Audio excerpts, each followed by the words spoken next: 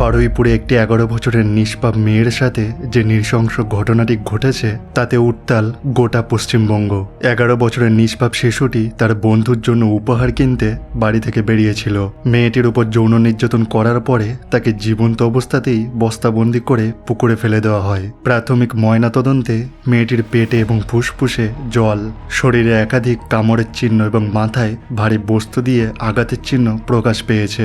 একটা 11 বছরের নিষ্পাপ শিশু, যে বয়সে তার হাতে খাতা পেন্সিল থাকার কথা, পুতুল নিয়ে খেলার কথা, সেই বয়সে একটা বস্তার ভেতরে তার নিথর দেহটা ভেসে উঠল একটা পুকুরের জলে। হ্যাঁ, আমি দক্ষিণ 24 পরগনার বারুইপুরের সূর্যপুরের ঘটনা বলছি। এই নৃশংস ঘটনা আরও একবার প্রমাণ করে দিল আমরা একটা মৃত সমাজে বাস করছি। ভাবুন একবার, কোন মানসিকতার জানোয়ারদের পাশে আমরা প্রতিদিন রাস্তা দিয়ে হেঁটে বেড়াচ্ছি। শুধুমাত্র এই একটা ঘটনা নয়, গত 1 থেকে 2 মাসে আমাদের চারপাশে এমন কতগুলো খবর আপনার ফোনে বা টিভিতে এসেছে একবার মনে করে দেখুন তো। প্রতি মাসে, প্রতি সপ্তাহে এই নরপিশাচের দল কোনো না কোনো মা, বোন বা শিশুকে ছিঁড়ে খাচ্ছে।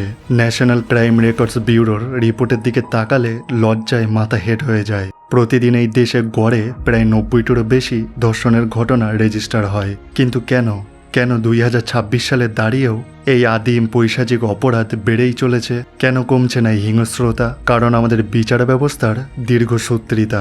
একটা অপরাধ ঘটার পরে বছরের পর বছর মামলা চলে, আর অপরাধীরা বুক ফুলিয়ে ঘুরে বেড়ায়। দ্রুত এবং দৃষ্টান্তমূলক কঠোর শাস্তি না হওয়াটাই এই অপরাধীদের সাহস আরও বাড়িয়ে দিচ্ছে।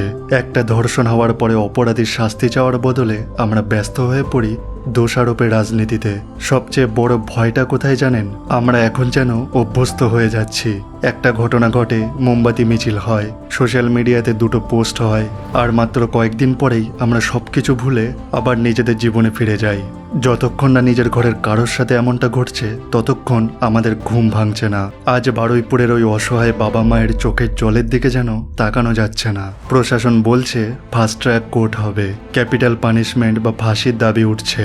কিন্তু প্রশ্ন হলো, আর কতগুলো প্রাণ গেলে আমাদের সমাজ সত্যি সত্যি নিরাপদ হবে? আর কতদিন আমরা এইভাবে মোমবাতি জ্বালিয়ে বিচার ভিক্ষা করব?